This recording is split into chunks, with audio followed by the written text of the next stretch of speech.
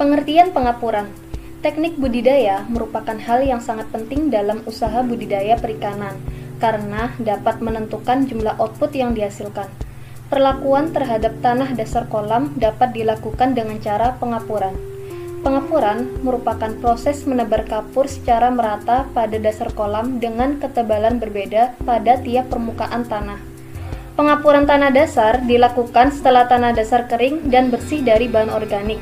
Pengapuran kolam merupakan kegiatan yang dilakukan untuk mengatasi rendahnya pH pada suatu perairan, sehingga berpengaruh terhadap tingkat keasaman air.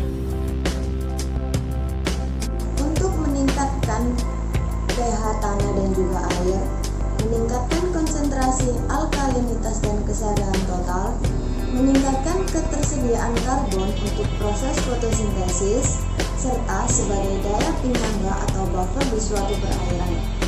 Menurut Arini pada tahun 2011, pemberian kapur CaCO3 pada media budidaya diharapkan mampu meningkatkan pH tanah dan mengefektifkan unsur-unsur hara untuk pertumbuhan ikan. Contoh kapur yang biasa digunakan yang pertama yaitu kalsium oksida atau CaO yang biasa disebut sebagai kapur aktif atau kapur hidup. Yang kedua yaitu kalsium hidroksida atau CaOH2 yang biasa disebut sebagai kapur mati. Yang ketiga yaitu kalsium karbonat CaCO3 yang biasa disebut sebagai kapur pertanian. Yang keempat yaitu kapur CaMgCO32 yang biasa disebut sebagai kapur dolomit, dan yang terakhir yaitu kapur CaCO32 yang biasa disebut sebagai kapur tohor. Namun, kapur yang biasa digunakan untuk kegiatan budidaya adalah kapur dolomit atau CaMgCO32 yang merupakan material kapur yang biasa digunakan dalam pertanian untuk mengurangi kemasaman tanah serta menambahkan unsur kalsium dan juga magnesium.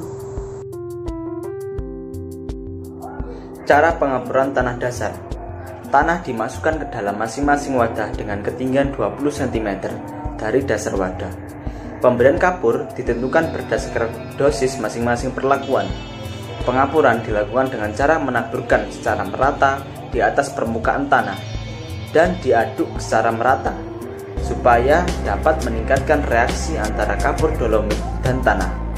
Selanjutnya, tanah dasar diinkubasi selama kurang lebih 15 hari dalam kondisi air kapasitas lapang agar kapur dapat bereaksi dengan tanah. Selama masa inkubasi, pH tanah diamati selama 3 hari sekali. Jadi kita sampai pada pengaruh pengapuran dan pemupukan. Di sini menurut Umari itu pengapuran berpengaruh terhadap kadar pH dengan tujuan menstabilkan pH, memasukkan hama dan memperbaiki struktur tanah. Tinggi rendahnya kadar pH itu sangat mempengaruhi kelangsungan biota air dan dapat menyebabkan biota mengalami stres hingga mortalitas.